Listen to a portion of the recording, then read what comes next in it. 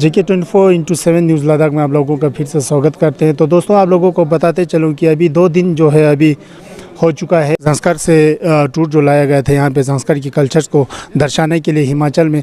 तो इसी के साथ साथ आज हमारे साथ जुड़ा है कारिंजिल सम्पेल इको टूरिज़्म सोसाइटी का चेयरमैन अभी कारिंजिल सम्पेल जो है हमारे साथ अभी जुड़ के आप लोगों को बताएगा कि संस्कार और ये लाहौल स्पीति का टूरिज़्म के तौर पर क्या क्या रिलेशन हो सकता है, कैसे रिलेशन बन सकता है और कैसे रिलेशन आगे जाके रहेगा।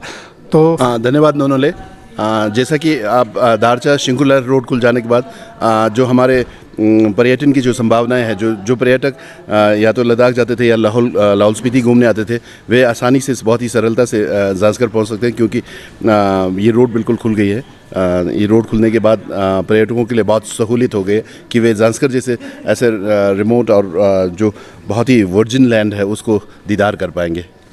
तो सर, अब से हम ये पूछना चाहेंगे कि अभी संस्कार का टूर, कल्चर टूर जो है अभी लाहौल स्पीति में होने वाला था सर, तो इसमें थोड़ा वो कैंसलेशन हो गया था, वो किस वजह से हुआ, कैसे हुआ, उसके बारे में आप ऐसे प्रेसिडेंट इको टूरिज़्म के तौर पर आप क्या बताना चाहेंगे? Ladakh autonomous hill council Kargil के जो executive councillor engineer Phunsuk Tashi ji, तो उनकी एक इनिशिएटिव थी। वो 2-3 साल से चाह रहे थे कि उनका एक कला का जत्था और जो टूरिज़्म फ्रेटर्निटी के जितने भी लोग हैं वे जिस्पा में, केलोंग में और सिसु में जितने भी वहाँ पर लाहौल स्पीति के जितने भी टूरिज़्म फ्रेटर्निटी के लोग हैं उन सभी से मिलना चाहते थे क्योंकि आने वाले दिनों में जो टूरिज़्म के माध्यम से हमारा रिश्ता बनना है, एक जो रिलेशनशिप, एक जो बॉन्ड बनना है, बिज़नेस कंसर्न रहेगा दोनों पदुम और लाहौल स्पीति के बीच में। इस चीज़ को डेवलप करने के लिए और यहाँ के जो टूरिज़्म फ्रेटर्निटी के जो लोग हैं उन सभी से मिलने के लिए और कार्ड एक्सचेंज और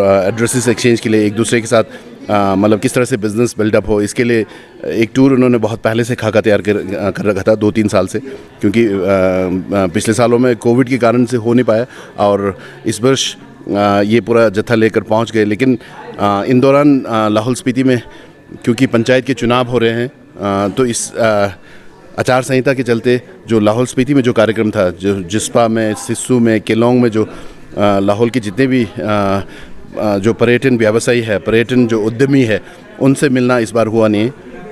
तो इसमें आचार संहिता के चलते हमें ज़िला प्रशासन से और इलेक्शन कमीशन से परमिशन नहीं मिली। तो सर, अभी हमें हमारे सूत्रों के हिसाब से अभी लाहौल स्पीति में इलेक्शन होने वाला है, तो सर काफ़ी सालों से आप ऐसे काउंसलर भी रह चुके हैं सर, तो इसमें आपका इस साल आपका इलेक्शन में खड़ा होना है कि नहीं? तो अगर आप खड़े होंगे तो रहेंगे, तो इस पे इलेक्शन के तौर पर आपके क्या क्या मुद्दे रहेंगे सर? और आप अपने लाहौल स्पीति के आवाम को जहाँ से आप रिप्रेजेंट कर रहे हो उनको आप क्या बताना चाहेंगे सर? जो इस साल जो पंचायत के चुनाव हो रहे हैं उसमें मैं भी बतौर पार्षद, ज़िला पार्षद के तौर पर वार्ड नंबर 7 से बतौर निर्दलीय उम्मीदवार चुनावी मैदान में हूँ। तो बहुत सारे मुद्दों को लेकर मैं अपने चुनावी मुद्दों को आजकल संचालित कर रहा हूँ, क्योंकि मैं पूर्व में भी 3 बार ज़िला परिषद का सदस्य, ज़िला पार्षद रह चुका हूँ, काउंसलर रह चुका हूँ। तो उसमें मेरा एक टर्म में वाइस चेयरमैन भी इस ज़िला परिषद लाहौल स्पीति का था। तो ऐसे बहुत सारे मुद्दे हैं जिनको लेकर मैं आजकल जनता के बीच में हूँ और डोर टू डोर कैंपेनिंग कर रहा हूँ। विशेष रूप से जो मेरा वार्ड है वहाँ पर 300 मेगावाट के पन विद्युत परियोजना का बनना है और 200 मीटर प्लस माइनस का डैम एक प्रस्तावित है, जिस्पा डैम। अगर वो बन जाती है तो उसमें हमारे 6 गांव सबमर्ज हो जाते हैं और हमारे 14 गांव की खेती किसानी चली जाती है, क्योंकि हम लोग किसान लोग हैं, हमारा एकमात्र पेशा खेती किसानी है। तो ऐसे में जितने प्राकृतिक जो चश्मे हैं उन्हीं पर आधारित हमारे खेती बाड़ी होती है। तो हेडरेस्ट टनल इन गाँवों के नीचे से होकर जाना है, स्तिंगरी तक 9 किलोमीटर का हेडरेस्ट टनल जाना है, जिसमें 14 गाँव की खेती किसानी मर जाती है। तो ऐसे में हम इसका 2007 से संघर्ष समिति बनाकर, जिस्पा बांध जन संघर्ष समिति बनाकर इसका विरोध कर रहे हैं। उसको 2007 से मैं ही देख रहा हूँ। और साथ ही साथ जो कुछ खास मुद्दे हैं मेरे वार्ड के, जिसमें वनाधिकार कानून है, वनाधिकार अधिनियम 2005 है, जिसमें FRC के तहत बहुत सारे जो हमारे अधिकार हैं, जो हमारे खेत खलिहान है, जो उसको अधिकार देना है लोगों को। और नौतोड़ के इशू है, सेटलमेंट नहीं हुआ जिस कारण से बहुत दिक्कतें हमारे किसानों को आती है। और ऐसे कई मुद्दे हैं जिस पर मैं पिछले कई सालों से मुखर रहा हूँ। ऐसे आप इको टूरिज़्म के प्रेसिडेंट जो अभी रहा है, तो सर आप ये क्या कहना चाहेंगे कि संस्कार और हिमाचल का टूरिज़्म रिलेशन आने वाले काल में कैसे हो सकता है सर? आने वाले दिनों में ये टूरिज़्म का जो रिश्ता है बहुत बढ़ेगा, क्योंकि अब पूरी तरह से दारचा पदम जो शिंकुला होते हुए जाना है वो रोड खुल चुकी है, और साथ ही साथ इस शिंकुला में एक टनल भी प्रस्तावित जो 4.5 किलोमीटर की होगी।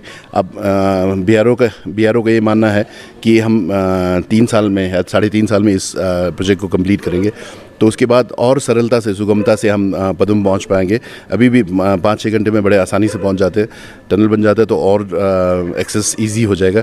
तो ऐसे में टूरिज़्म की संभावना बहुत ज़्यादा बढ़ जाती है दोनों क्षेत्रों में, क्योंकि करगिल होते हुए, ज़ांस्कर होते हुए, लद्दाख से होते हुए यहाँ पर बहुत सारे पर्यटक पहुँचते हैं। वो भी लाहौल पहुँच पाएंगे, हिमाचल पहुँच पाएंगे, कुल्लू मनाली पहुँच पाएंगे। यहाँ से कुल्लू मनाली से भी लाहौल स्पीति होते हुए, शिंकुला होते हुए पदम में बहुत सारे टूरिस्ट पहुँचेंगे।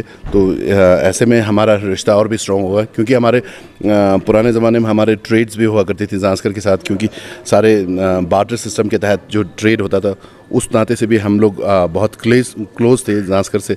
अब वो क्लोजनेस और बढ़ेगी, क्योंकि अब टूरिज़्म के माध्यम से भी हमारा रिश्ता और प्रगाढ़ होगा।